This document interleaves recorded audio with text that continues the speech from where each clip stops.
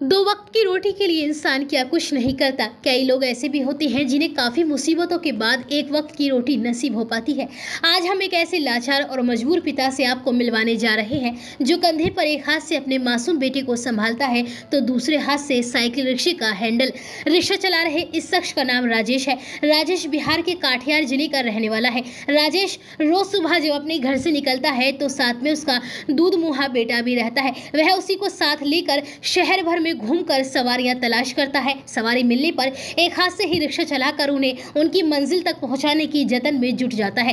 पेट और परिवार पालने की मजबूरी इंसान से क्या क्या नहीं कराती। मजबूर राजेश इस बात का जीता जागता उदाहरण है। राज्य से लेकर केंद्र सरकार तक की तमाम योजनाएं ऐसे लाचार लोगों के पास आकर दम तोड़ देती हैं। सरकारी दावों के उलट राजेश की यह मजबूरी यह बताने के लिए काफी है कि सरकारी योजनाओं का फायदा भले ही किसी को मिले लेकिन जरूरतमंदों को अभी भी नसीब नहीं हो पा रहा है। राजेश ने बताया कि वह 10 साल पहले बिहार के काठियार जिले से काम की तलाश में जबलपुर आया था। सिवनी जिले के कन्हरवाड़ा गांव की एक युवती से उसने प्रेम विवाह किया था। राजेश और उसकी पत्नी दोनों फुटपाथ के किनारे एक पिन्नी की झोपड़ी बनाकर दोनों बच्चों के साथ वहां रह रहे थे। लेकिन किस्मत का खेल ऐसा हुआ कि वह दो बच्चों की मां की किसी और युवक से आंख लड़ गई और वह अपने आशिक के साथ मासूम बच्चों को छोड़कर फरार हो गई। पहले तो राजेश ने इधर उधर पत्नी को काफी ढूंढने का प्रयास किया लेकिन पत्नी का कहीं भी कुछ पता नहीं चल सका। इसके बाद दोनों बच्चों की जिम्मेदारी राजेश के कंधे पर आ गई। राजेश अब दोनों बच्चों की परवरिश के लिए रिक्शा चलाकर बच्चों का पेट भर रहा है।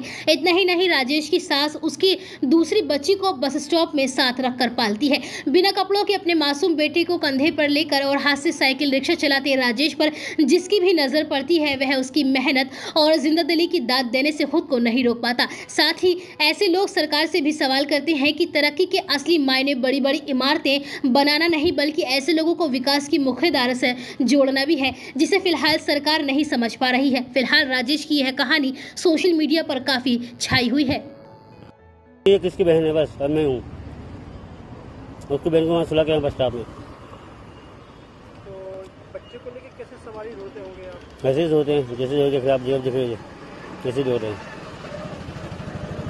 क्यों रोते हैं घर में बच्चे? खाना खाने के लिए, रोटी के लिए। मेरी सी बहन भी है, 3 को कौन पालेगा? मजबूरी है बच्चे को लेके, इतनी दिक्कत आती है बहुत।